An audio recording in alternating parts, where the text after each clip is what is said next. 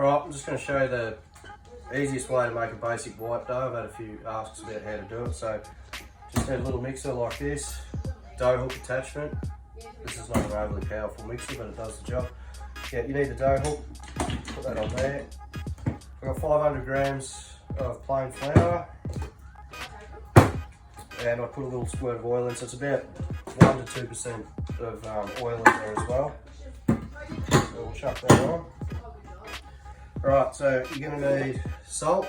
So 500 grams I'm using, use it at about 2%, so I'm going to use 10 grams of salt. And that goes.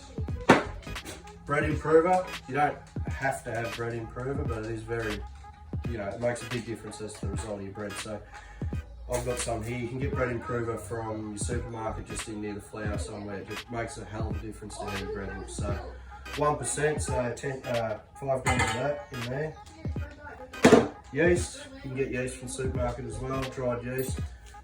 If you're using fresh yeast, you use about half what you do with dried. Dried's pretty strong. So again, 2%, 2 or 3% for the yeast. So same as your salt, in that goes. So that's 10 grams. Right, and then water. So water's for a white dough, get it a little bit warm, 25 degrees is probably about alright. Just take it out of your tap. Between 50 and 60%. So I've got a cup there, so 500 mils, I've got 200, for 500 grams of flour, I've got 250 mils of water. Chuck it in, start it on slow. Depending on your flour, depends on how much water you're going to need to add. You may need to add a little bit more depending on how strong the flour is. So you just let it come together a little bit and you'll get a good idea of, you can see now that it's starting to come together. You'll get a good idea of whether or not you're going to need to add a little bit more water. Now you can see that's struggling a little bit, so I may need to add a little bit more water to it.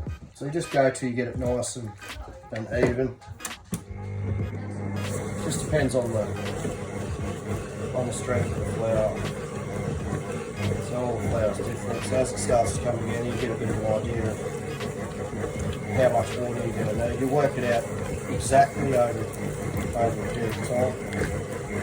So it's starting to come together now.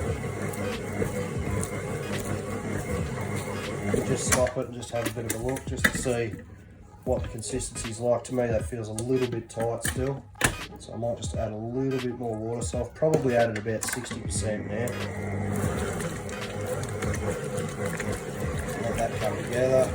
One thing with bread dough is water's always variable. So all flour's different. It's all going to take different amounts of water.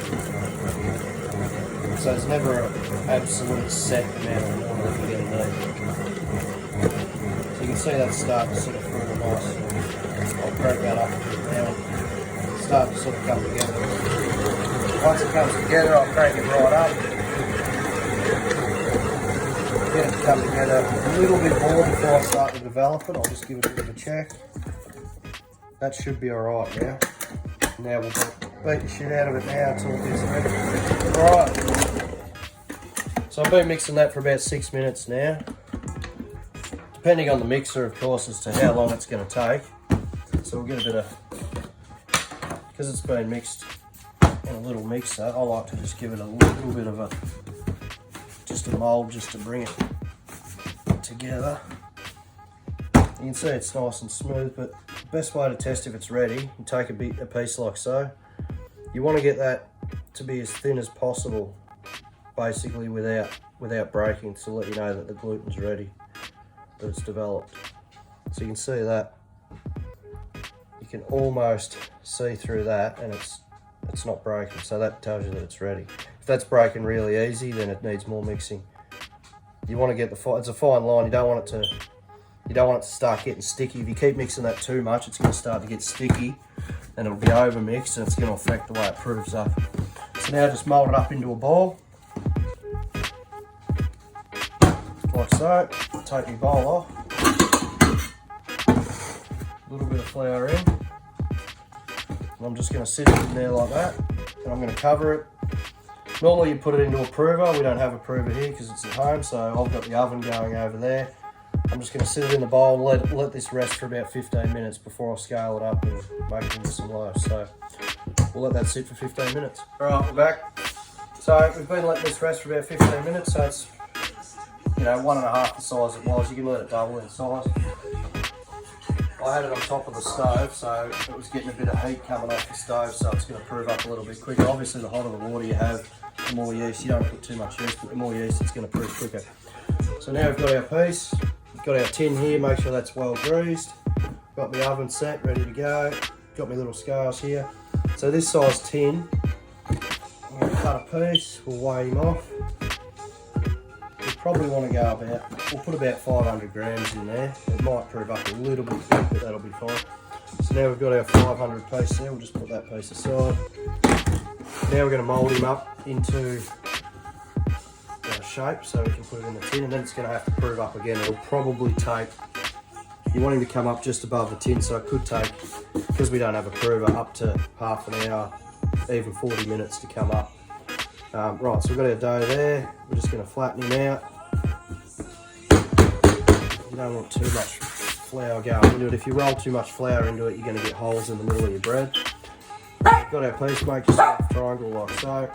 Fold him over, keep the ends in, and we're just going to bring it over on itself and tuck that end piece under. This is just your basic shape. You can play around with some more fancier ones if you like. So the idea is that you get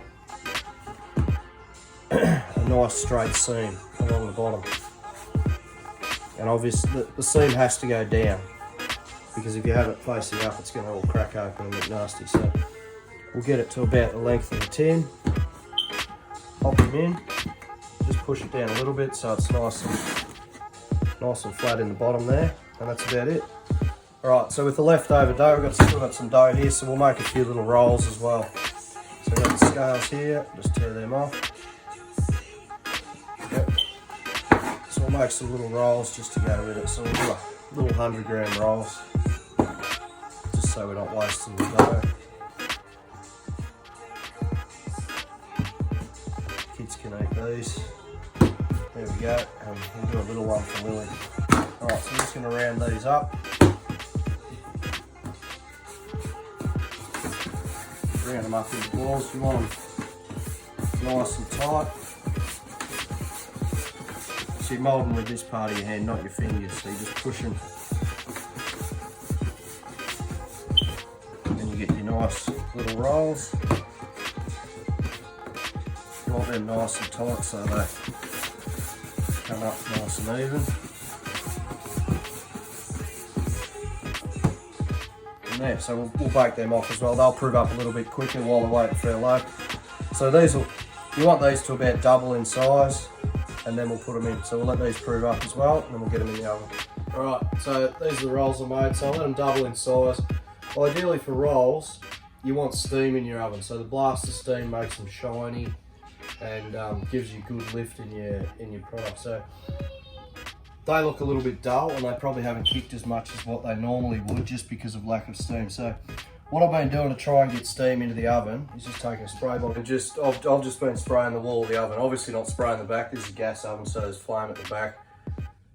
Obviously you're not going to spray the flame for obvious reasons. So I just spray the wall, give it a good hit, and then that creates a little bit of steam. It's not quite as good as your industrial oven where you're getting lots of steam throughout the oven, but it does the job to a certain extent.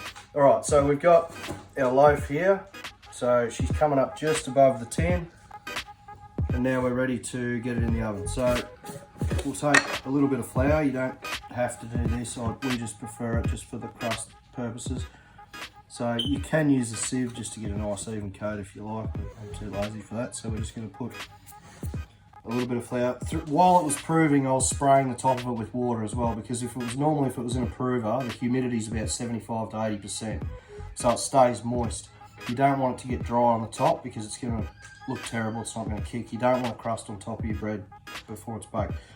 So I've been spraying it with water every probably 10 to 15 minutes. It's taken about an hour to get to this stage. So now I've got it to that stage, I'm going to give it a bit of a cut. I've got one of these blades here. You can just take a razor blade. These razor blades just pop in here, or you can use a knife or whatever you like. So I'm just going to give it a couple of little cuts, just for decoration, and then we're ready to go. So we're going to take it now over to the oven.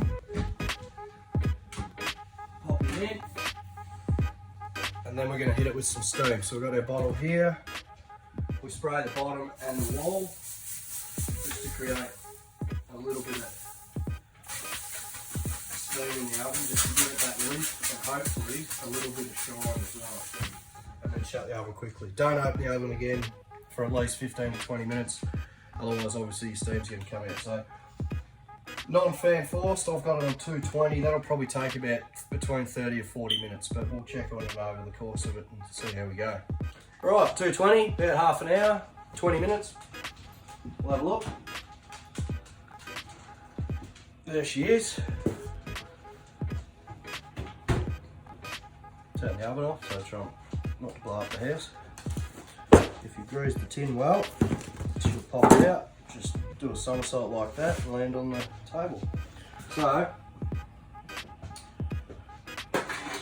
take a cooling rack, because otherwise you're going to get a soggy bottom. And no one likes a soggy bottom.